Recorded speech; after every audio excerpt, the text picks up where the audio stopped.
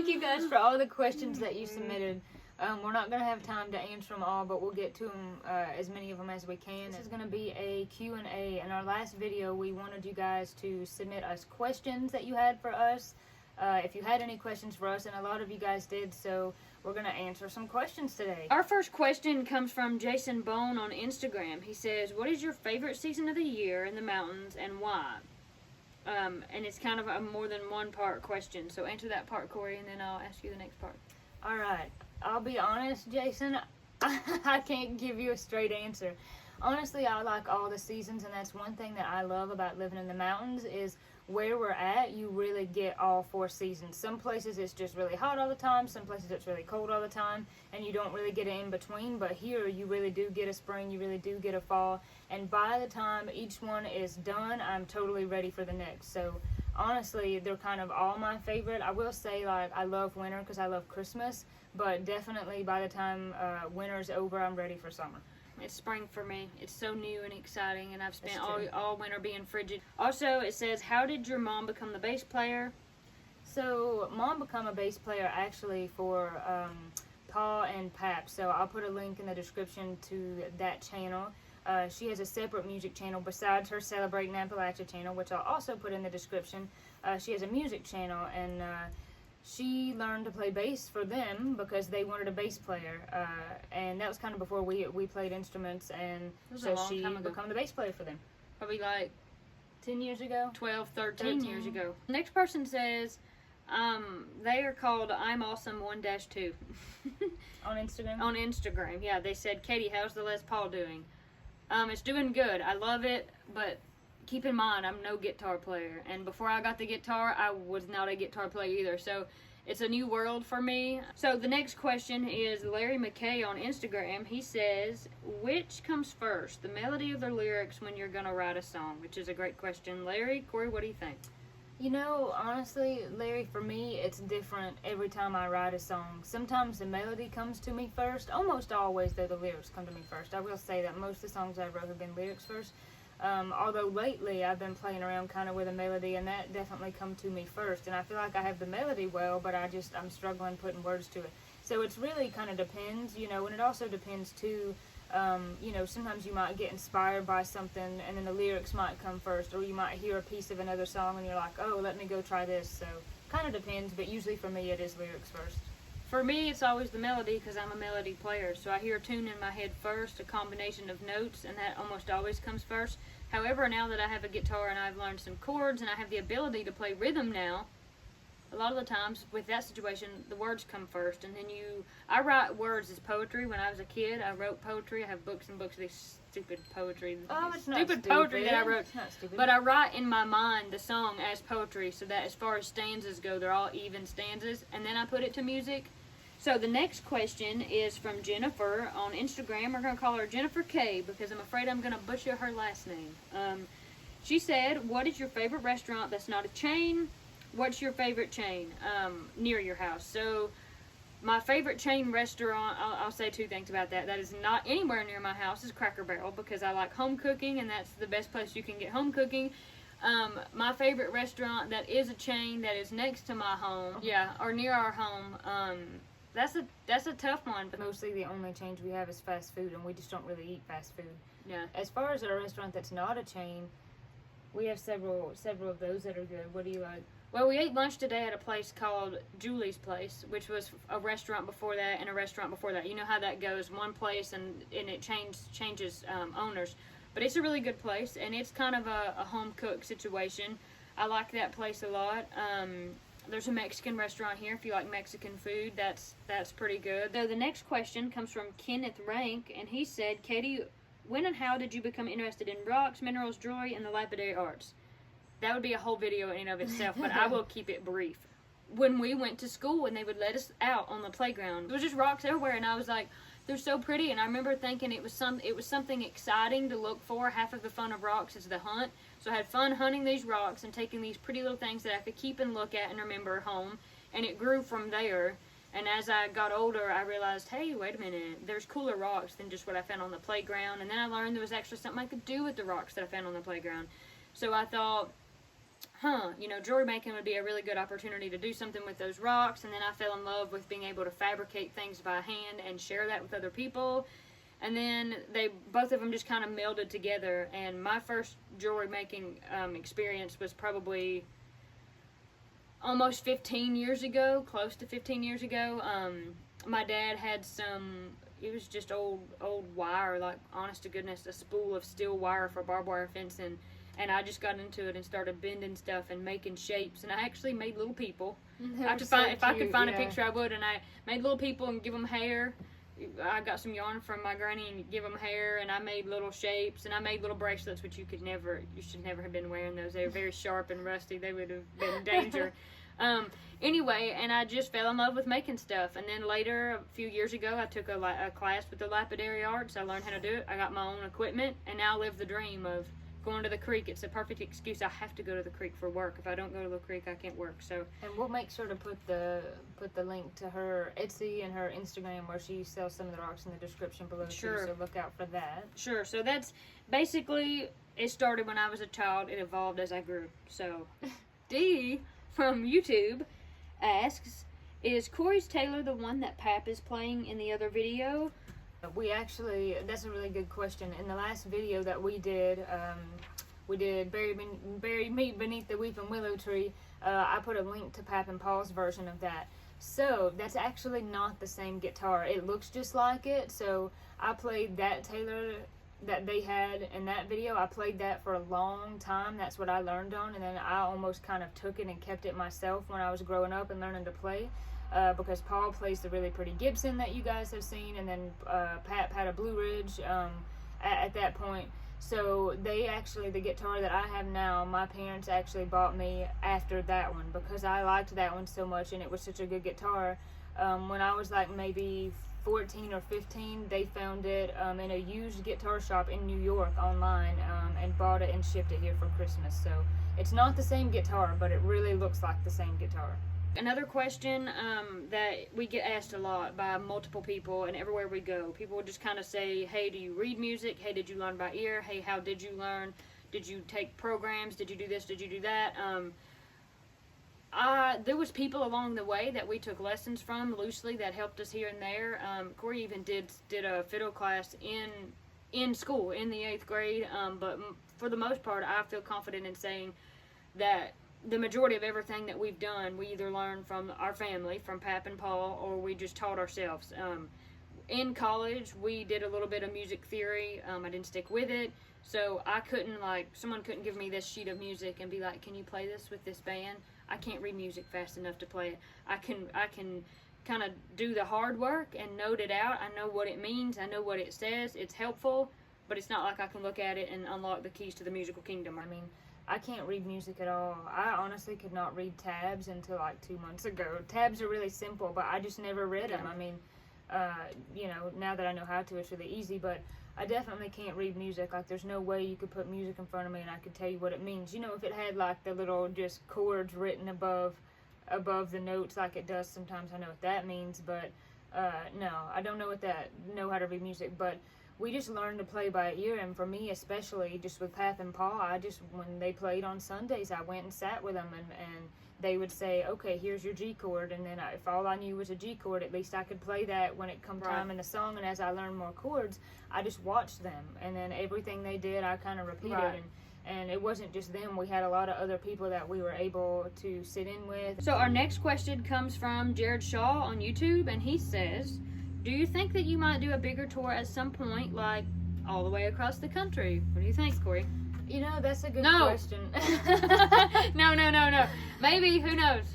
No, that's a good question. I didn't expect you to say that. You threw me for a loop. I don't know. I mean, I'll be honest, we're having a really good time just playing kind of local gigs that we play, and especially now that we have a larger presence on YouTube, I mean, we're really kind of trying to beef up our YouTube because it's nice to be able to make these videos. We really enjoy it, and we are, like we've said in our other videos, making some income off of that, so we really appreciate you guys watching these videos. As for a tour, as far as like would I get on a bus and play like 300 days out of the year, no, that would so ruin it for me. There's so many other things that we do, and I just feel like that would be so intense and high pressure to where I wouldn't enjoy that. You know, but we have went places, you know, even if it's only 3 or 4 hours away from home. And then when we did travel to Massachusetts and Michigan to see our friend, we played music while we were there. That was kind of the point, is they kind of booked us on some And, shows, and and we kind of toured around while we were up there. It kind of depends on what it is. Like, you know, if like we have friends in Montana, if I went to see them, you might do gigs on the way out there. But as far as just solely deciding I'm gonna get on a bus and tour this many days out of the year, probably not. I mean, we've been doing this for a long time. I mean, we probably had our first paying gig when we were 14 years old. In fact, it was like a 3-hour gig, and that was we'll talk about how it went. That was not fun. That was like an hour and a half away from home. It was a 3-hour gig, and I had bronchitis. And it was miserably hot. Sometimes in my life, I think I could have done that. I could have got on a bus, hopped on a plane, and just toured my life out. And I think I would have loved it. But then when I think about the struggle I have of leaving my home, no, that's never going to work for me. But too, for me, I mean, it would suck the fun out musically because so much pressure. There's so much pressure, and if you were just going like from night to night, place to place, playing the same kind of thing, like over time, that wouldn't be like that fun for us. The shows we play are super small in comparison to like really big famous people who play gigs, but it's fun because they're usually intimate gigs, and you can talk to the crowd, and they can come up and talk to you. Another really broad question we get all the time, and there was one in here: do you take requests? Somebody wanted us to do the Wildwood Flower. There's more than one question in that, we actually know that, so we probably really could spiff that up and actually do it.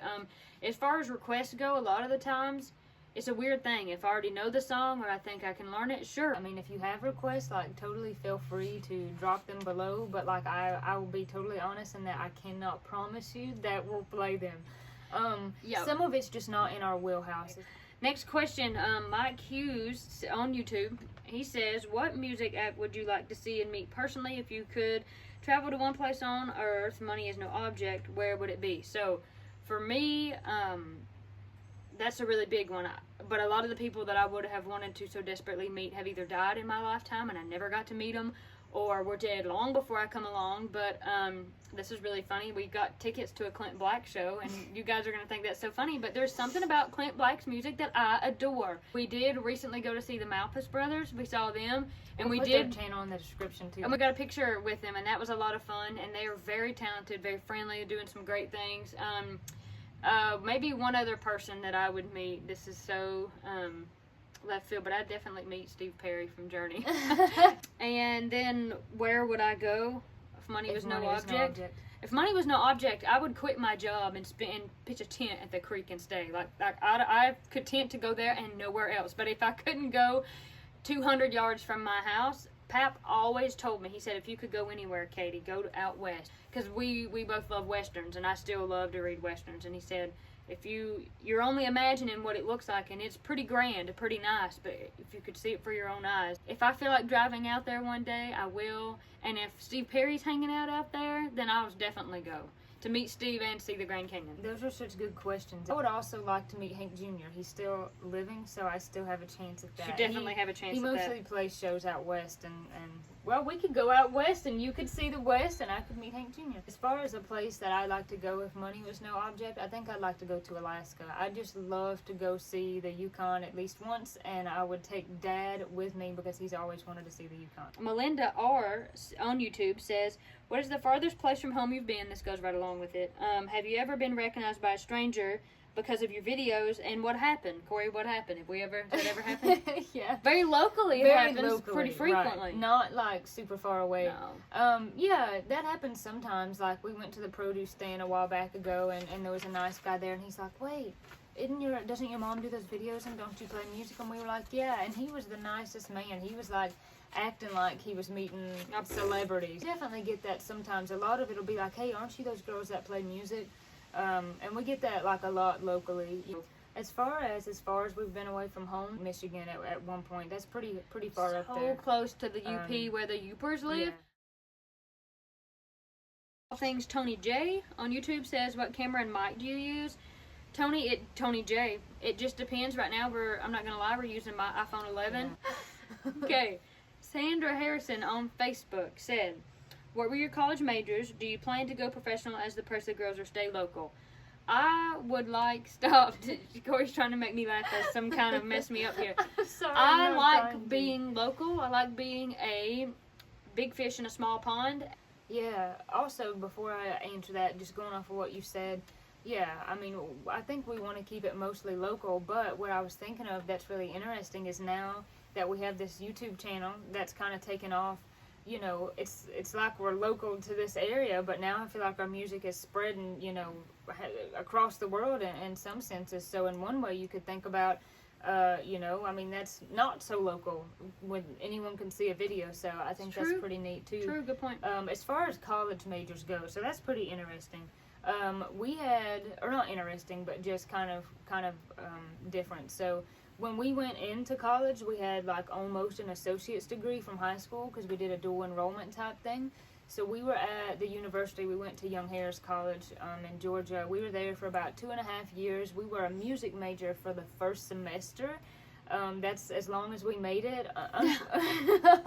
Unfortunately, we're quitters. It's not that we're quitters, but like unfortunately, if you could not read music, there was no way that you could just go gonna through be that left program. behind. Like, I hate to say that, but it just did not work. We already had so much credit. We were like, well, what can we could just kind of take that makes the most sense? Yeah.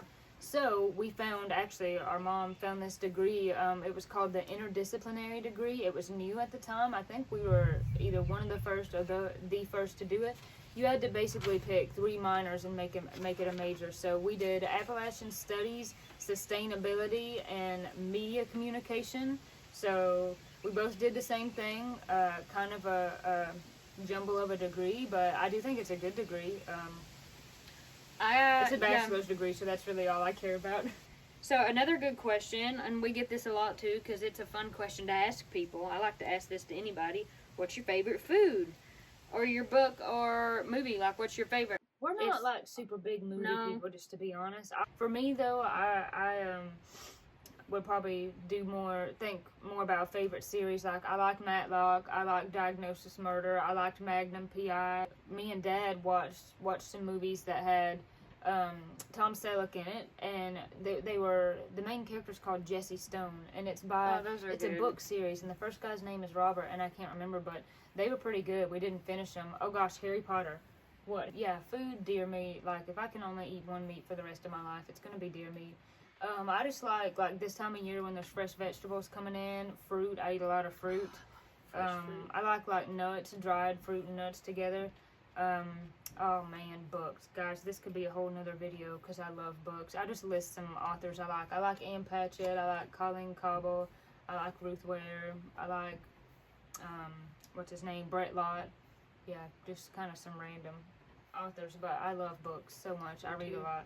As far as my favorite movie, that is a really hard one. I've never really considered that, but I'm a sucker for Westerns. So, and you know, if I couldn't pick an actual movie, I would say let me hit you with some series like Gunsmoke, Laramie, Wagon Train, and Death Valley Days, because I'm a big fan of all those. I've seen every episode with my grandma at least 10 times, and they never get old.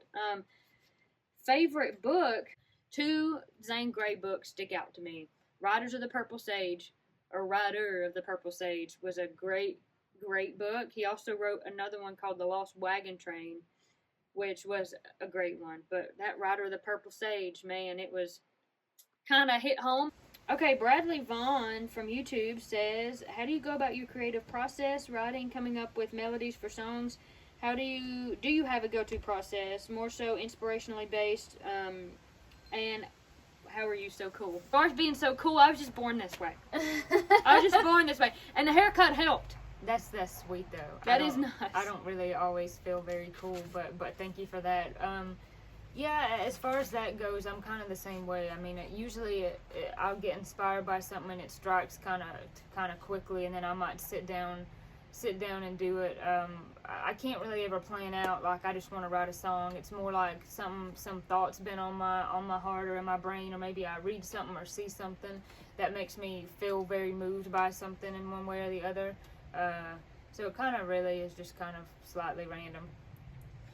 Someone wants to know, Can you read your own writing? Yes, I can. Adeline is how I would say that. Adeline. Addie Lynn is what I would say, but On Adeline. YouTube. Are you identical twins? That is an interesting story. Someone else. It's a mystery. I think someone else asked that. So when we were born, they said that we were fraternal, and then right after that, they said actually you need to get a DNA test because basically, so usually to be fraternal, you have like separate sacs, right? Like each baby has their own thing. But then they said that if they split instantly, they could be identical. So, and the only way to know is to get a DNA test. Yeah. If it's a feeling, then I've got the feeling. We're identical for sure. Fun fact, we're mirror image twins. I'm left-handed and Corey's right-handed. My left tooth grew in first, her right tooth grew in. I part my hair on the left, she parts her hair on the right, and it goes on and on.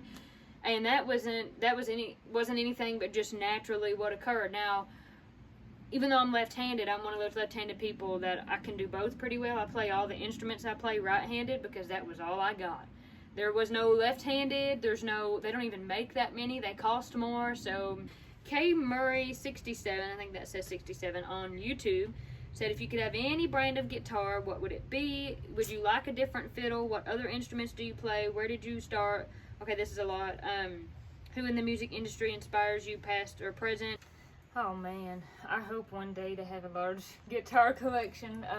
Yeah, so I mean I have the Taylor and I really like it, and I have a Gibson, I have the Les Paul that I love, but oh man, I would love to have a Gibson acoustic, which is also something I think I'm going to inherit. That's another video for you guys at another time, but truly, I mean, the one guitar that I would love to have would be a Gibson Dove, like the one that Paul plays. They're just beautiful guitars, and Gibson guitars, in my opinion, just have a sound unlike any others, and they make beautiful guitars. The Hummingbirds are really pretty as well. The J45s are beautiful. One thing that I really loved, like back in the 50s, the acoustic style Gibsons, they had those big old pick guards, and sometimes they even went on the upper part of the guitar. I think that's beautiful. Taylor also makes some other guitars that have like a really pretty like sunburst or tobacco burst. I wouldn't mind probably having one of those. Trying to think if there's anything else. Collins, I think that's right. And the Collins, what is it that starts with a C? And they make super nice guitars. If that's right, or you know the name, you can put it in the comments below. But they make really nice guitars, and I'd like to have one of those one day too. I would like to have one day, if I had the money, if someone could like do a custom shop like Strat for me that just didn't have such a rounded high radius fretboard, I would have bought one of those, truthfully, but the fretboard was just like, what? So different. To me. So maybe a custom one. It does feel different. Cool. As far as guitar, I would have a Gibson. I'm extremely biased. You do have a Gibson. Exactly. So fiddle-wise, I'm very lucky that I happened upon my fiddle. It's a very old fiddle. It's not much to look at, but it's really sweet, and I'm very lucky. I didn't find it, it found me. But I don't know that I would have a different fiddle. I really love my fiddle. If I could have anything else, I would probably have what's called a Heberlin fiddle. As luck would have it, I'm going to end up with a Heberlin. That will be another video, though. That'll be another video. All I'm going to say is I've inherited a Heberlin, and I can't remember. It's been a long time since I've seen it. I can't remember if it's a 1926 or a 1924. I want to say it's a 26, but I'm not sure. Once when I was in a music shop in Michigan, I played a Heberlin, and it was a $10,000 instrument, and I should have never touched it because it broke my heart. I wanted it so bad I couldn't stand it, and there's just no way possible. There was no way possible then. There's no way possible now. I still think about it, and the week after I left, they sold it sight unseen to a man in California. That lets you know how highly sought after they are. Oh, yeah. Really, the only instruments I play are the fiddle and the guitar. I don't play the guitar well. Theoretically, I could shred a mandolin if I could figure out how to hold a pick, because the mandolin and the fiddle are strung the same. I probably still remember some piano music. Also, this grasshopper is like dancing on the end of my phone now. Oh my goodness. Wow, He's got some mad skills. Like, I don't even, he's doing push-ups. He has his back feet completely up in the air, and he's just like kicking. I mean, you'd think it would be very hard to hold your body weight on like the edge of a sheer cliff. I'm not sure what his problem is. Oh my gosh, he's like literally It's impressive. He's like mule kick dancing. This is absolutely ridiculous. Okay, what's our next Okay, question? I just can't. Gosh, oh my gosh, I can't even. I know, I can't. Okay, I can't focus because of him. This is crazy. So this is a good one. The Banjo Outlaw. He said some really nice things to us lately. He said, "What do you girls listen to most of the time, and where do you both consider your influences come from?" We've talked about that a lot. He said, "I know it was born into you, but that's not what I'm asking. Where do both of you where do you stand on your own? Where do you draw your musical inspiration from? What artists draw you to listen to them?" First of all, thank you everybody for supporting us, for asking these questions, for everything that you do. Thank you. I just want to make sure we say that enough. We're very grateful to all of you, each and every one of you. And for me, what do I listen to most? It's kind of crazy. It goes back and forth. Like this week, it's been Clint Black. Last week, it was REO Speedwagon. The week before that, it was probably Journey, the Eagles. But then I'll totally flip all that up and start listening to Tony Rice. It's all about the way the music makes me feel, and it's not even like I want to feel emotionally tied to the story. It's just, does it incite anything, any stirring emotion within me? And there's so much good music, so much good musicianship out there. There's nothing I like better than a rad guitar break and a sick drum line. So as far as influences go, of course for me we have Paul and Pap. I kind of have Corey as an influence. She's a guitar player, and I want to play guitar, so Thank you, Katie. That's nice. Well, it's true. Corey has a good, clean, slick rhythm, and I want to have that too. So I like Tony Rice's music. There's musicians out there, and Tony Rice is one of them. Gordon Lightfoot is one of them. Their music is extremely expressive. Yeah. It's responsive. Like lyrically and musically. Yeah, it's like... even the melody that they're playing, almost, it's like it's alive. Alison Krauss is a serious, absolute, top-notch fiddle player and singer, too. So, it's just, when I hear these people, I think I admire them so much. How can I emulate that? And, of course, the classics like Buck Owens and Ray Price, and then on the other side, we've got... Don't Steal My Thunder. I won't, you know, and playing. The other side is like... we listen to a lot of Hank growing up. We listen to Merle. We listen to people like that. So it's, the influence for me is, there's a lot of feel-good music in that.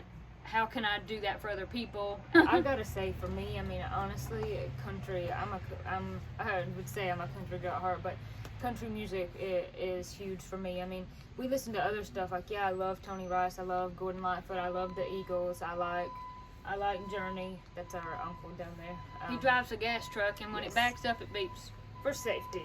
He's safe. I mean, everybody knows he's backing up, but still.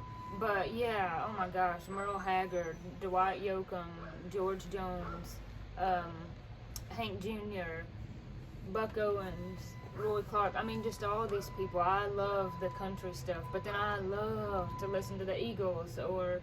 Sure, Journey or Hall & Oates. I mean, Hall & Oates is a good one. To a lot of stuff, and Captain for me, Tennille. Yeah, I mentioned Captain and Tennille. That's a pretty good one.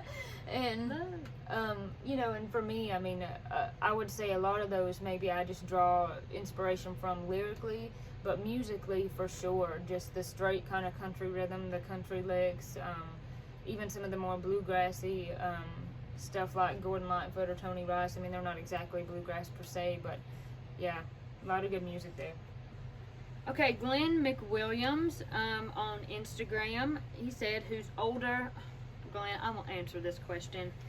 I'm older by 2 minutes, and I deserve it. I don't even feel abashed about saying that I deserve it. So, when we were born, Corey was top baby, I was bottom baby, and actually I was head down and backwards, so Mama knew I was a boy. She was so convinced. I just have a feeling I'm gonna have a boy and a girl. And because of the way we were positioned, when Mom had a C-section, I was the first pick. I guess they could have picked her, but they picked me. So I was born first, 2 minutes before Corey come along, and I like to say that I deserve it because I had a little bit of a neck problem. My neck was somewhat compressed and turned sideways. and I had to go to some therapy as a infant to try to correct some of that. One of my ankles gets stiff too because my foot was kind of warped up, you know, and didn't have any room because I was being sat on. Because in all the baby pictures, you know it's me. For one, I have a head of jet black hair, and two, I'm kind of like this. So you don't even have a say on that. Sorry, Corey. That's all that has to be said about that. Corey, next question from a woman named Katie, after my own heart. On Instagram, are you anywhere near the Appalachian Trail? Yes and no. I mean, we're close to the part Springer in Mountain, Georgia. Yeah, the very beginning. We're not far from the beginning part that's in Georgia. Huntley book-wise would recommend A Walk in the Woods by Bill Bryson. That was a super good and funny book. It was about the trail. There's also a book called Becoming Odessa, and it's by Odessa? No, her Jennifer. I can't remember her last name, but her first name is Jennifer. It's a really good book too. Uncle Steve is leaving. Someone says, Bella Knits 51, I think that's 51, says, do you play the spoons? I don't use them to play, but I sure use them to eat. That would be cool if we could learn to play the spoon stuff. Yeah, so we will take requests. We'll just do our best. So yeah, we will take requests, but we just do our best. So if it's something we know or think we can do, we will do it. Leave us a comment. We will be doing any studio recording. We want to make another CD. We really do, but truth be told, we're just busy. Our uncle actually has a studio in his house, and that's where we did the last one, but he's also the principal of a local elementary school. And yeah, I mean, we've just been super busy, but we really want to make another CD, so. Tina Applegate on Instagram says, y'all remind me of my daughter who is 21 so much. Family always tells her she has an old soul. She's different than a lot of young people her age. So my question is, do you find that to be the case with you all?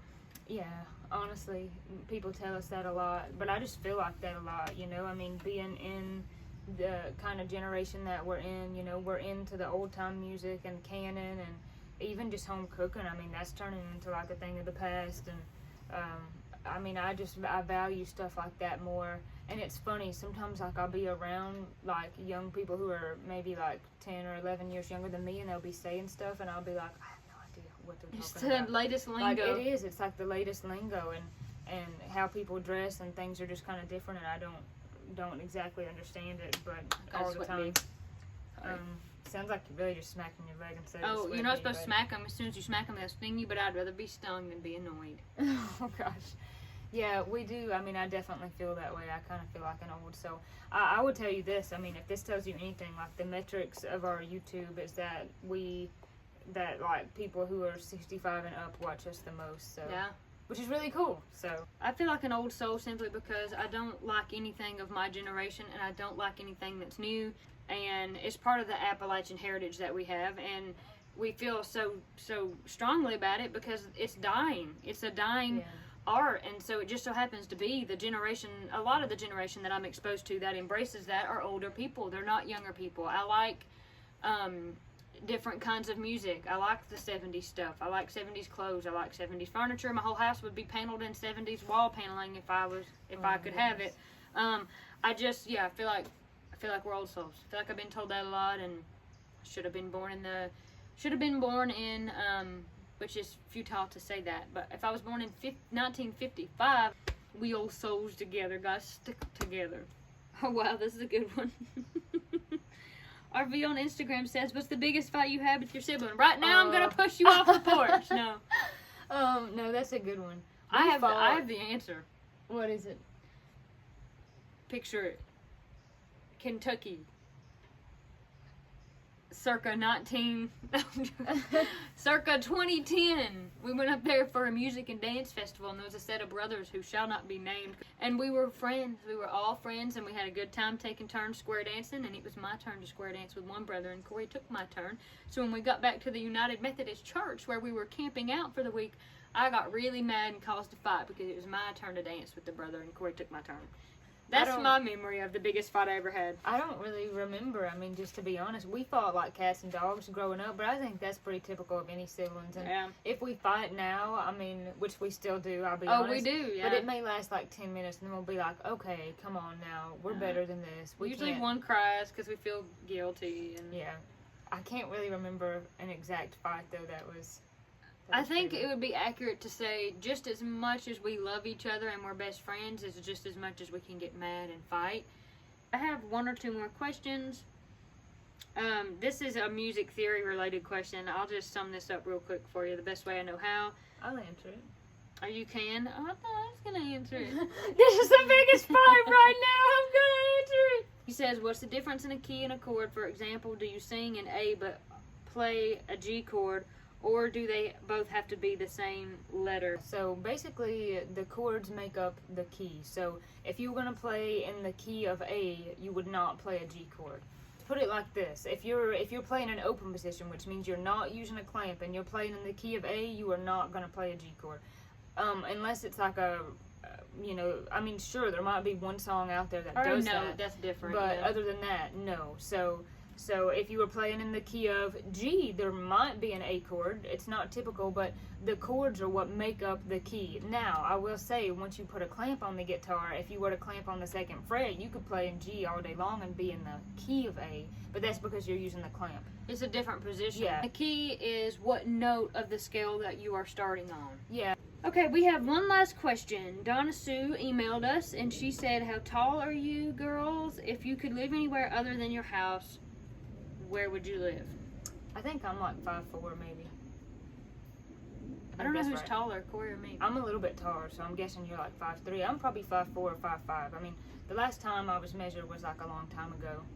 So I'm probably right around there. Depends on what shoes you're wearing, of course. You're like I'm like barely taller than you. Like not even by like probably half an inch. So if I'm 5'4", you're probably like 5'3" and something.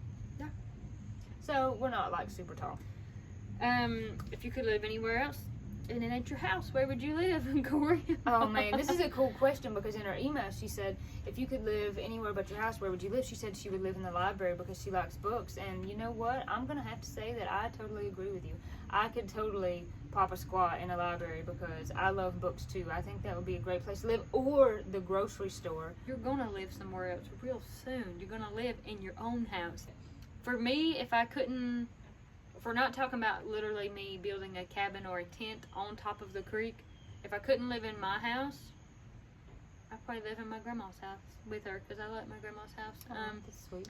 And I love my grandma. Or I would just build a house next to my house. Hey, those tiny houses, man, that's so cool. They make such nice tiny houses that you can pull all over the country or just in one spot. Thank you again so much for all of your questions.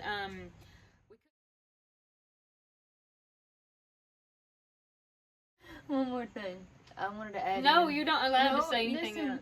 Literally, this. Don't hit it. If I have to be stung, I want it to be because I hit it. I want the satisfaction of busting the sting bee. I just want it to be. Because if anybody, I want to be responsible for my own bee sting.